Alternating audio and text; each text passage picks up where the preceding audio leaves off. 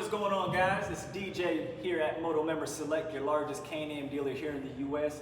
We're located here in Purcellville, Virginia, and I wanted to thank you guys for tapping into the channel Spyder Sense Riding, where I like to educate the Spyder community or those who are looking to get into the Spyder community about what the different models are all about. And today I have a 2025 Spyder RT Limited Sea to Sky, which is the absolute top of the line, the ultimate touring comfort for two. For one person is great, for two people, forget about it. You get a couple different upgrades that are only on the Sea to Sky this year. You can of course make those upgrades on a standard RT Limited, but it's nice to know that Can-Am is treating you right out the box. And let's get right into it. So the very first thing that you're gonna notice is one, the colorway. This is the white satin colorway. For 2025, they came in two special colorways. One, again, the white satin. The second one is a dust metallic, which is a purple colorway. And it is specifically unique to the Sea to Sky. So if you see a white bike, if you see a purple bike, one, you know it is a Sea to Sky, and two, of course, you know it's an RT Limited, and that is just based on the kind of body style that you're looking at here. What comes standard on the Sea to Sky model this year is going to be the comfort seat for the driver and the passenger, which is almost like riding on a cloud or a pillow. Forget about it, it's absolutely comfortable. It does make a difference, guys. Another thing that it comes with now is going to be the adjustable backrest, which you guys know. It adjusts forward, it adjusts right here in the middle, it adjusts backwards. There's all different ranges that you can make the adjustments for, just depending on your personality, your comfort level, and just your preference at the end of the day. But it's nice to know that they're treating you right when it comes to a backrest right out the box. The second thing that it's going to come with is going to be the adjustable air deflectors high and low. So if you want a little bit of airflow to your chest and to your legs, you can open up those wind deflectors to allow the air to come in and block it off on those days where you're riding in the cold. The next thing that it's going to have is going to be a color matching top case rear panel. So you can take this top case off, and when you take it off, there's going to be obviously an empty space there, but you can replace that with a panel that has the same finish as the Sea to Sky model, whether it's the purple one, whether it is the white one. And for the 2025, they made a huge upgrade, and I believe they've been asking for it out there in the Spyder community, is now it has a backup camera. Because as of 2024, the Spyders went from their 7.8-inch dash display to a 10.25-inch touchscreen dash display that is Apple CarPlay compatible, but the 2025 Sea to Sky comes standard with the backup camera. Huge upgrade if you ask me. A lot of people have been asking for it, and Can-Am finally delivered on it. Another thing about the colorway, of course, again, on top of the white satin, they did a great job of having this, I would call it a bronze kind of finish on the rims, which also matches the badging here on the Sea to Sky. Again, I wouldn't call it brown, I would call it more like a deep bronze, but that two-tone colorway really pops for sure. It is the same rim package, 16 spokes in bronze on the dust metallic, but I think on the white colorway, I think they did a really good job on that one there. Of course, on the RT platform, some of the big differences between the RT and the F3 is going to be the seating position. That should be the immediate difference that you're going to feel when you actually jump on the bike. From the F3, where you sit in the bike, it's almost like you're a part of the bike. To the RTs is where you're on top of it, you mount the bike. It almost feels like you're kind of looking over everything as opposed to kind of down in it. And again, the F3 is supposed to give you more of that sportier kind of style feel. The RT platform is supposed to give you more of that touring kind of style feel. For two people, like I said, it's absolutely comfortable. For one person, it's going to do its job. You're still going to feel like you're being treated right. You're still going to feel luxurious. But when you have two people on there, there's no question that both people are going to be comfortable. There's a few upgrades that we've done to the Spyder itself here that we believe that just enhances the ride. Again, for comfort, which we're big on, and visibility is the second thing that we're huge on. And that is going to be the taller vented windshield. The stock windshield on your standard RT Limiteds, even the Sea to Sky, is about 3 inches shorter than this windshield right here.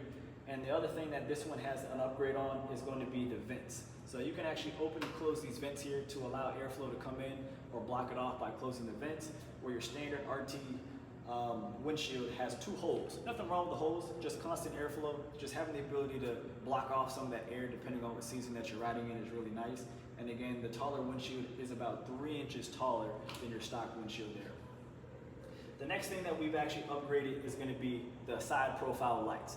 Like I mentioned in my previous videos on the F3 models, There are no side profile lights that come right out the box on any model from Spyders whatsoever. So just an opportunity for us to show you that we care, and we want you guys to be seen out there on the road, especially with the amount of distractions. So as I turn on the bike, you'll notice I have a turn signal light here up front, which is the most absolute crucial piece of lighting that you can put on the bike if you ask me, because that turn signal makes a world of difference, especially if somebody doesn't see you trying to come into the lane in blind spots. You have one light right here up front, not only acts as a turn signal, but it stays illuminated the entire time. The second thing is going to be the floorboard lights. You have a driver floorboard, and then you have a passenger floorboard. And underneath those are two LED lights that stay illuminated the entire time. So at night, it's gonna look like you're riding a spaceship. And I'm sure you can't help but notice that we have some flashing lights here up front. That is a halo skid plate. We are also a huge fan of those as well. The main purpose of that skid plate is to protect the undercarriage of the Spyder. It's there for protection, to kind of help out with any road debris, any roadkill, any potholes, anything like that. It just so happens to light up, okay? The main functionality is to protect the bike. And of course, you can flash different colors if you want to show off to your friends, your coworkers, whatever it is, add a little bit of personality. You can keep it on one solid color if that's what you prefer as well. But there's also a white light that the halo skid plate comes with that I think is probably one of the better colorways, or one of the better lights to kind of utilize when you're riding, just because that white light kind of matches up with the floorboard lights that are LED, and at night is probably one of the nicest colors to actually be seen when you're out there on the road. Another upgrade that we did was for the passenger back here, which is the passenger armrest, which acts as a couple different things. Most people think it's just for the passenger, but believe it or not, we actually show people a certain way at this dealership on how to actually get on the bike, where they can utilize these passenger armrests, which I will keep that a secret for right now, but I will share that video with you. But again, the main purpose at the end of the day is to help protect that passenger back there, make them feel more safe, feel a little bit more locked in. They do open and close ever so slightly, one, just so it makes it a little bit easier for them to get on and off the bike. And then two, so they're not confined to one position sitting upright. They can lean it to the right, they can lean it to the left, just depending on how long you're going on a trip. You might want to make some adjustments to yourself so you can adjust these passenger armrests back here. I always tell people, if you don't love your spouse, if you don't love your significant other, or whoever's riding on the back, don't get the passenger armrest, but if you care about them, show them that you care about them. The next thing, of course, is the top case rack. We like to put the top case rack on the majority of our models here, just because, again, like I've said in previous videos, people get luggage happy. They have front storage, they have side back storage, and of course they have top case storage. Somehow, some way, they end up filling up those compartments, and they have no place to put any of their gear. They have no place to put any gifts that they pick up along the way on some trips. So having a top case rack that you can bungee cord or net some stuff down on top of it, as opposed to scratching up the top case surface, it's nice to have that aluminum metal rack that's back up there to kind of help protect some of your gear, and of course the bike itself.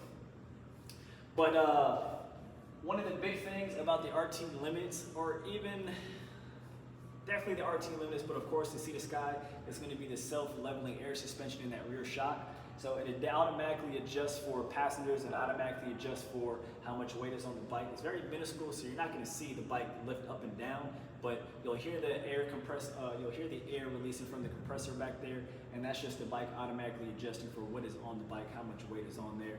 So for the ultimate comfort on your riding experience, the RT Limited platform, definitely the Sea to Sky, is going to be the most luxurious, comfortable ride that you're actually going to go out on there on. Something standard on the RT models, just in general, are going to be the floorboards. These floorboards are about 1.5 feet to maybe just under 2 feet long, and they shake a little bit, and that's on purpose because they call them floating floorboards. That's just to help reduce a little bit of the vibration. But having that long extension of a floorboard is 100% comfortable just to ride on. You can adjust your feet, you can stand up on the bike, you can get on the bike again. I'm holding a secret on how to get on the bike the easiest way possible for all ages. But the floorboards down here are a great upgrade that Can-Am came out with. Because in 2019, just going back a little bit of history real quick, they changed the body style of the Spyders, and one of the main upgrades that they went to was adding these longer floorboards for that adjustment and comfortability at the end of the day. Let's see, guys. Another thing that they've added to this bike is going to be the shorter handlebar. So depending on how tall you are, depending on how short you are, you can make some adjustments to the handlebar. So the stock handlebar is almost, I'm not gonna say it's straight, but it is, for somebody that has decently short arms, it's a little bit of a reach for them to reach out for it. Again, like I've described in previous videos, it almost makes it seem like you're like Superman, you're just holding onto that handlebar, or you're just trying to reach for the handlebar. This handlebar is actually, I believe it's a position B or position A, I'm blanking on it right now, but it is a handlebar that is a little bit closer to the driver, just because depending on what angle you like to be on the backrest, if you're leaning back a little bit more, you have a handlebar that accommodates that riding position. But who is this Spyder for? Everybody. And I just say that just to say Spyders can be fitted for anybody at the end of the day. You can be tall, you can be short. There are some small limitations that the RT Limited has that unfortunately if you get to a certain height, that brake pedal might be a little too cramped, which is again why we might consider putting you on an F3 just to test it out. At the end of the day, your preference is your preference, but the brake pedal on the RT Limited stays in one position unless you add the block that Can-Am provides to bring the brake pedal closer. But again, if you end up being 6'7", if you're blessed like that and you're 6'7", and you have really long legs, that brake pedal can't go any further out. The only upgrade that I've seen so far is adding, highway pegs or something like that. Can-Am doesn't offer highway pegs. There's an aftermarket community that provides highway pegs, but that is the only limitation that I can say about the RT platform. Is just when you get a little bit too tall, some adjustments aren't really there to be made to accommodate your height. As far as arm lengths and leg lengths, as far as arm lengths, handlebars can always be adjusted. Just the brake pedal can really only be adjusted for those that are a little bit shorter. Same thing on the floorboard risers. If you're pretty short, usually we might consider an F3 because I can bring that brake pedal in a little bit closer. But on the RT, I can put a block on the brake pedal. I can also add a floorboard riser, which is gonna rise the floorboards up with another block. It won't even look like an added piece on there. It'll just all look seamlessly integrated, but there's a block that they can put on the floorboard that would raise it up a little bit more, maybe about an inch or so for that rider. The beautiful thing about the dash display, again, it's a lot larger, 10.25 inches touchscreen, and all the controls now are done through the handlebar itself. And then another major upgrade that they did in 2024 is the reverse mechanism. There were some complaints, people that had arthritis, people that had dexterity issues with their hands, or even small hands, where it was a little bit difficult for them to apply the R button on top of this left handlebar and then downshift at the same time. So now in the 24 models and up, you'll just roll the throttle forward on the right handlebar, and then you'll downshift, so that way you don't have to take your hands off the handlebar, and it should be accommodated for everybody out there that's looking to ride a Spyder. Which now, again, like I mentioned before, it has the backup camera. Great upgrade, guys. But that is just gonna be, like I said, a quick breakdown or a walkthrough of the RT platform, let alone the Sea to Sky, the absolute top of the line. We have plenty of these in stock. If you guys have any questions, please reach out. Check out our website for inventory. Comment on the videos. If you guys have any questions, I'd love to get engaged with you guys just to answer some of those questions. And like I said in the previous videos, I plan to answer as many questions as I can. Just questions that I've gotten over the years on some of these Spyders, the different models, what they're all about, some of the different specs. So I'm hoping that we can get a little bit more engaged on the platform itself. But if you guys have any questions, please reach out. My name is DJ. Thank you guys for tapping into Spyder Sense Riding. I'll see you guys next time.